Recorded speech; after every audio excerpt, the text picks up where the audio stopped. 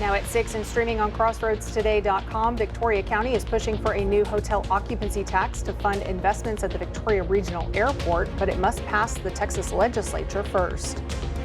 A Victoria man faces 5 charges after a traffic stop by Victoria Police.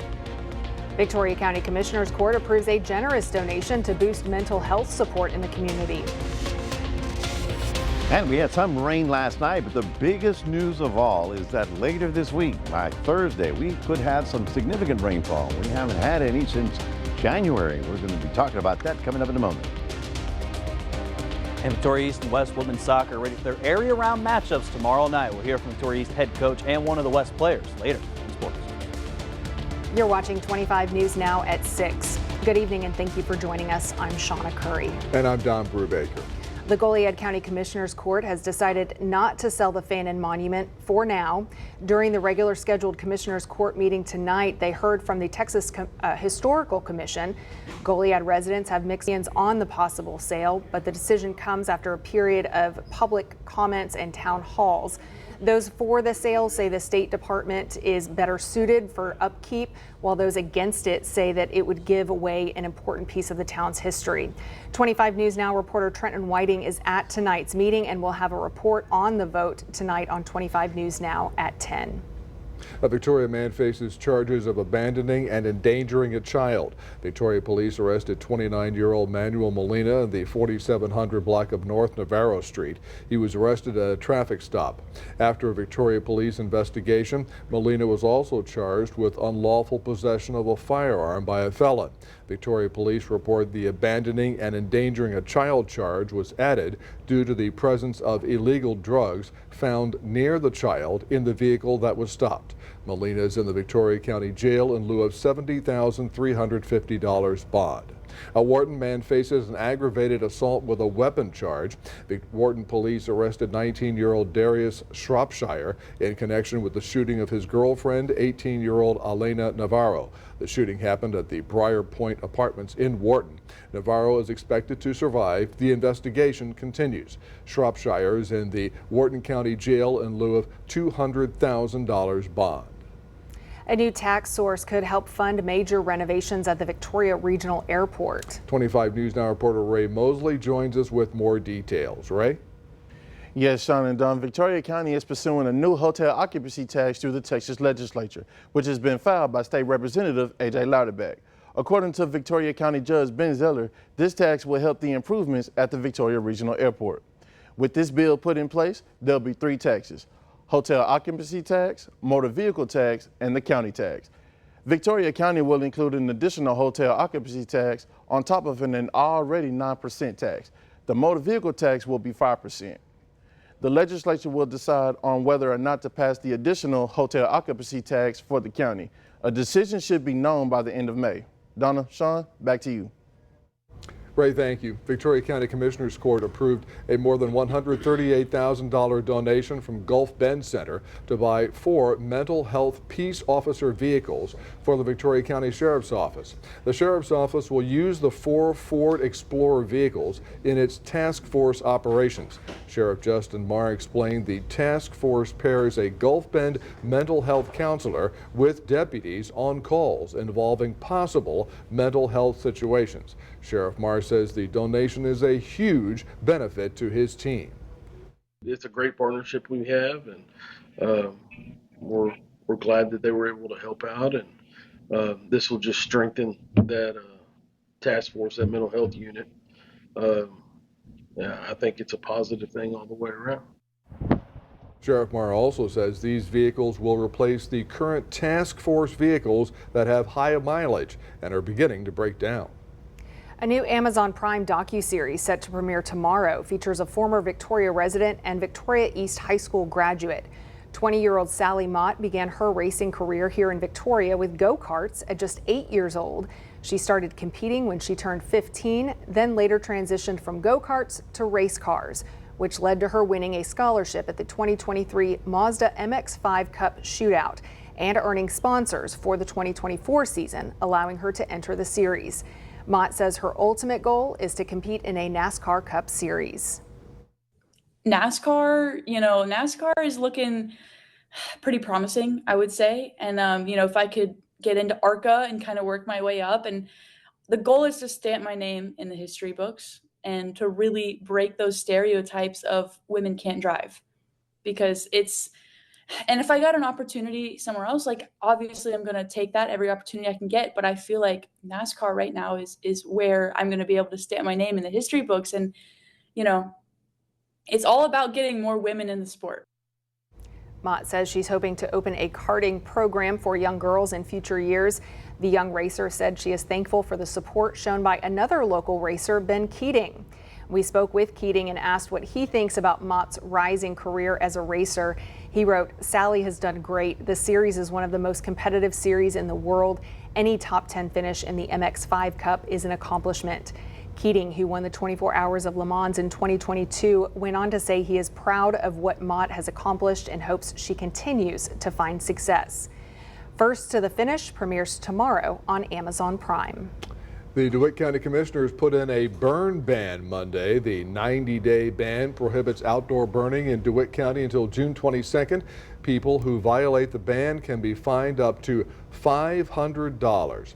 We're getting a little relief with some rain this week. Little so far, but maybe more on the way. Yeah, find out just how much. Let's go to Mac Perez with a first look at the forecast. Mac. Oh, we did a dance in the weather office. Let me tell you, we're excited. This is going to be a good one. Last time we had any significant rainfall was mid-January, okay? This week, going to be different. Now, here you see San Antonio, I-35. All of a sudden, late this afternoon, a couple of little storms popped up out in the same area that they started last night. Then they rolled all the way down to the coast. Will we do that again tonight? That's the big question. We'll also be taking a look what happens with the big rain on Thursday. All that coming up in just a few minutes. Back to you. Mac, thank you. A heartbroken family is searching for answers after a teenage girl was shot and killed just hours after an altercation on a school bus. As Stephen Goen reports, now the community near Houston is gathering to honor her memory and call for justice. Together with friends and loved ones, the family of Anaya Zachary sending dozens of purple balloons into the air to honor her memory. Justice for Naya. Her father, Joseph Zachary, heartbroken. Man, everybody loves my baby, man. Everybody loves my baby. Anaya's godmother, Sonia Stanford, who helped raise the 14-year-old, says she had so much potential. She give you no problems.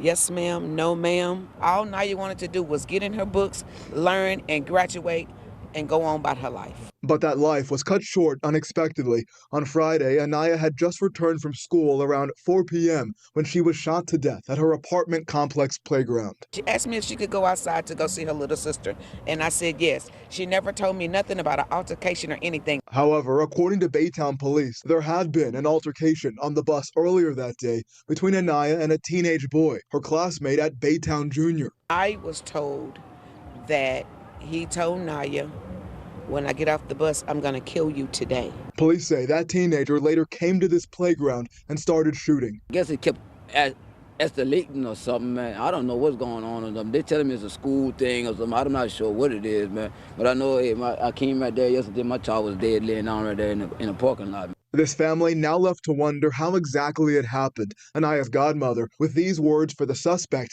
and his parents. Forgive the little boy. I am very disappointed in his parents because your parents' skills is not right at all.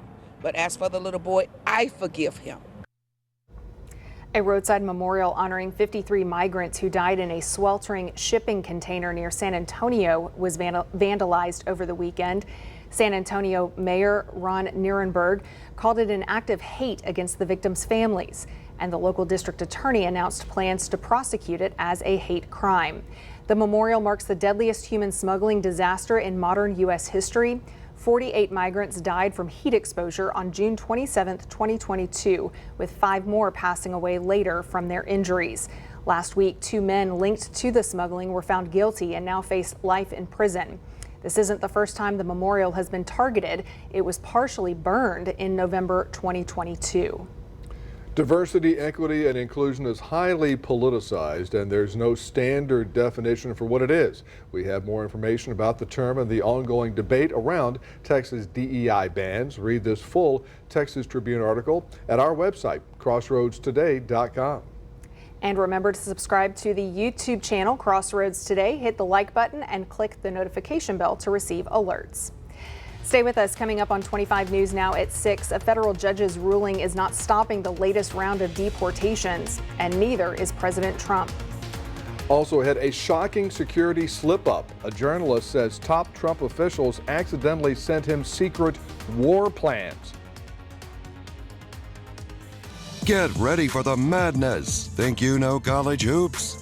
Prove it. Enter the Final Four Frenzy presented by Coastal Bend College. Put your bracket up against sports director Max Williams and weekend sports reporter Ray Robinson. Dribble on over to crossroadstoday.com to enter on the contest page. Win it all and score a family 4-pack with a hotel stay and a round of golf for 2 at Moody Gardens in Galveston. The Final Four Frenzy presented by Coastal Bend College. Brackets lock soon. Enter now.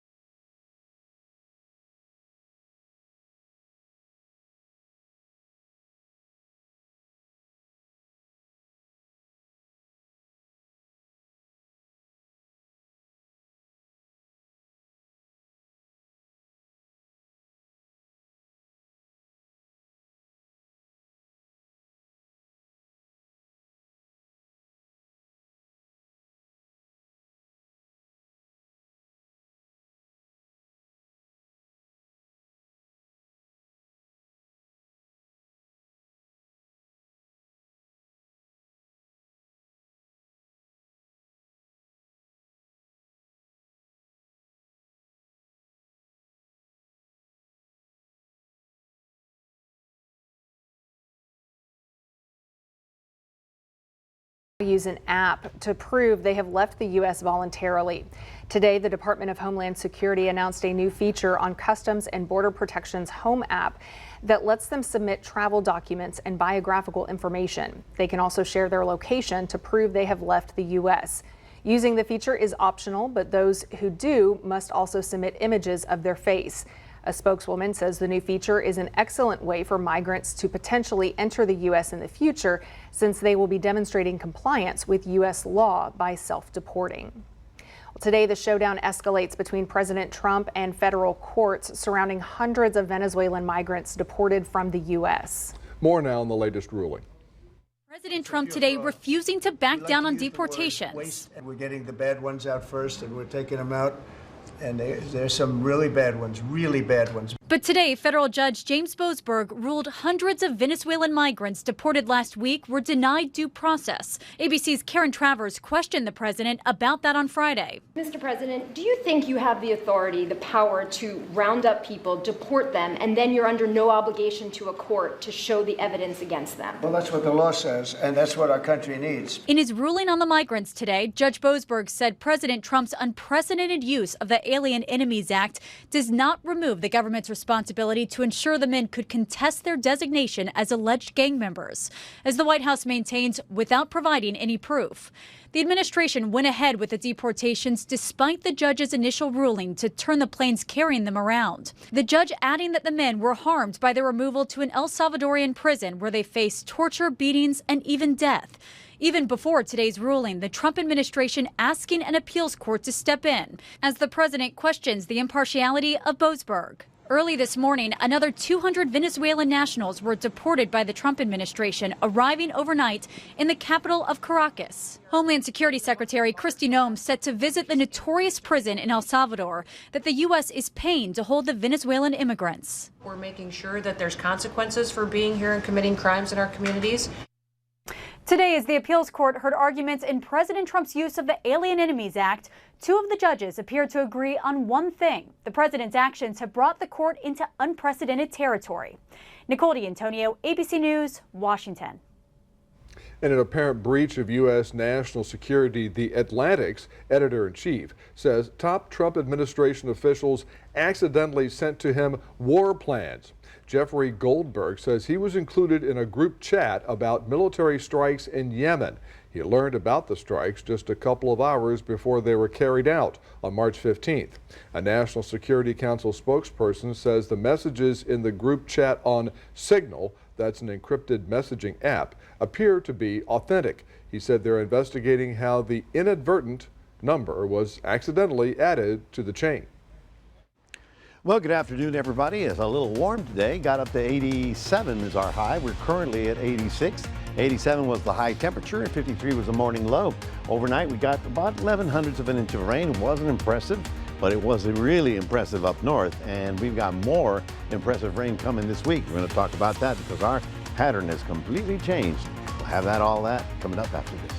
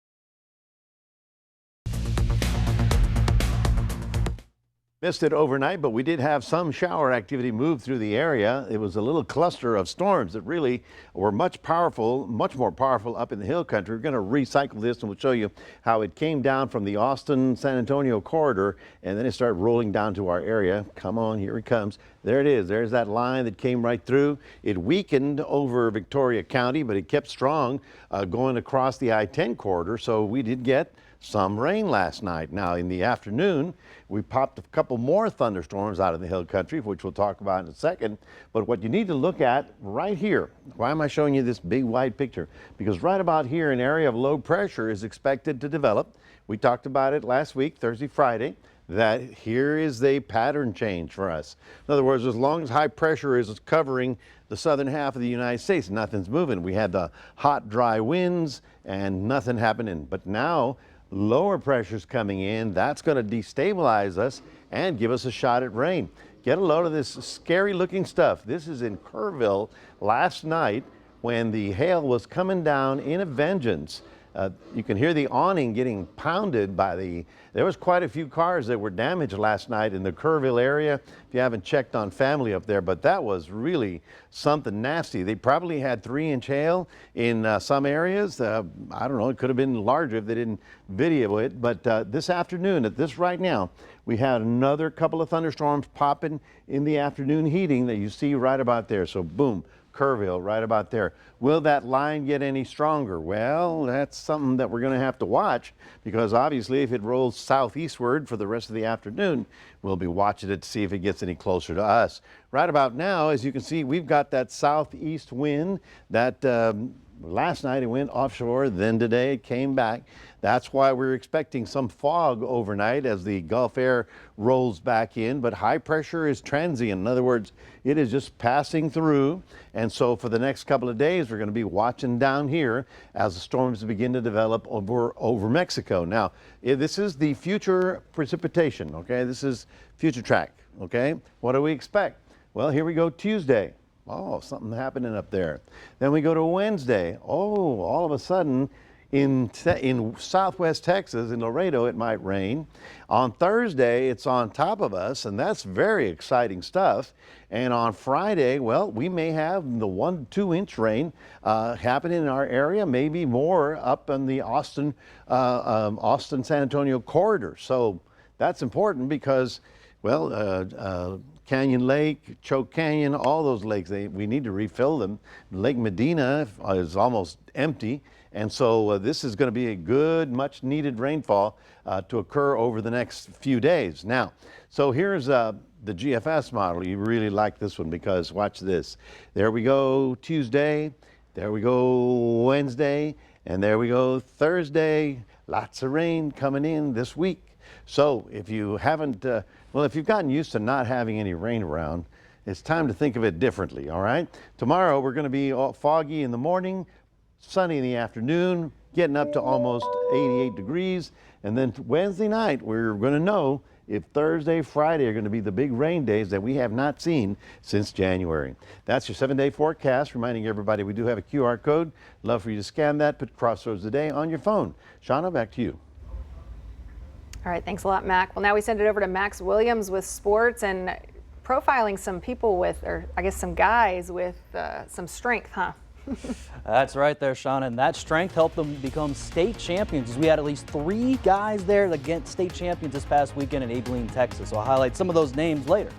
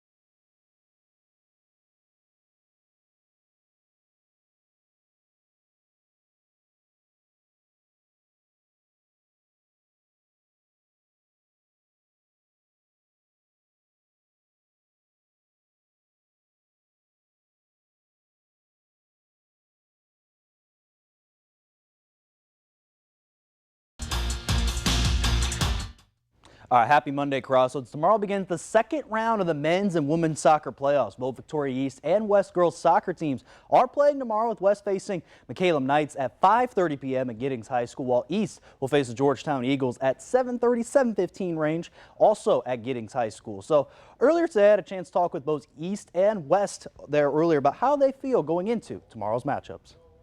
Against Milby, they were a great team, so it gave us some really good experience going into the area round.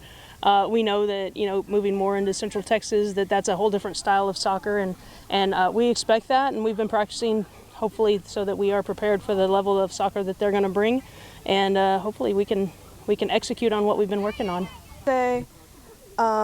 Finishing our offensive opportunities, since we've had a lot of trouble with that during our season.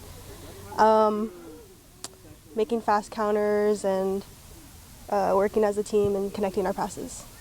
Again, both these teams, as you probably could see there, actually scrimmaged each other today ahead of their matchups there tomorrow. So later tonight there on 25 News Now at 10 p.m., we'll hear from Victoria West head coach Courtney Stoltenberg and Victoria East soccer player Molly McQuaw about how they feel as well heading into tomorrow's matchups. Now over from soccer to boys state powerlifting. This past weekend we had a great representation all across the Crossroads. First, Victoria West finishing second in state, with powerlifter Brody Flores, as you see right there, winning the 114-pound weight class and a total of 1,230 pounds there lifted. Victoria East also had a state champion as well with heavyweight class there. Jose Lugo lifting 2,070 pounds. And again, look at that right there, getting up there and again gets the chance and gets points there for the team for Victoria East. And shout out there for Yorktown as well. Jonathan Guerrero, 132-pound weight class, lifting 2,365 pounds. And a lot of our names I did mention. I'll post an article there later tonight, but still props up to all these guys there placing there across the crossroads and getting their names out there. Now over there to a signing over to Refugio. We had track and field star Sierra Tilley having her signing day tonight. Again, it did start at 6 p.m.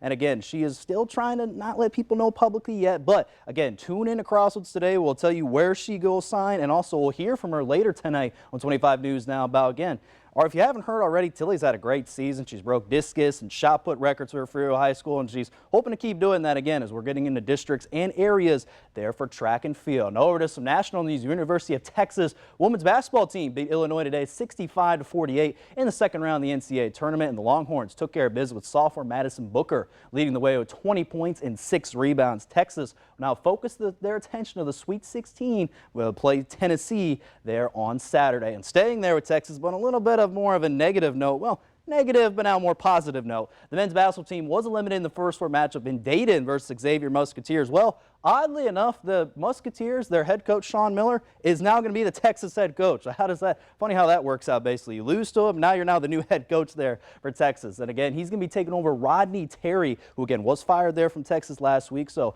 Miller, if you kind of not known before, he's coached with a lot of teams, probably Arizona, there Xavier, and again, has a great pedigree there for the University of Texas. That's going to do it here in sports. Don and Shauna, back to you. Thank you, Max, and we're back in a moment. A black bear in a tree caused a bit of a disturbance at a middle school in Florida this morning.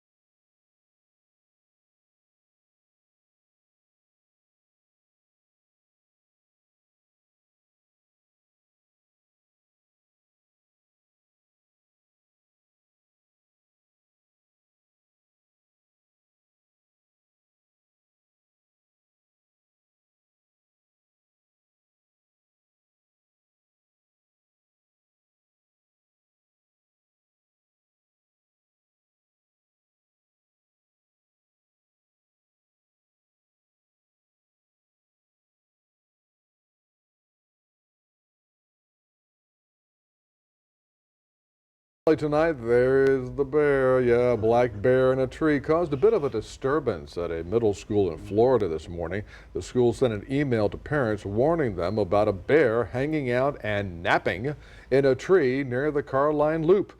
All the students and staff are safe inside the school. Law enforcement in the state decided to just keep an eye on it for a while.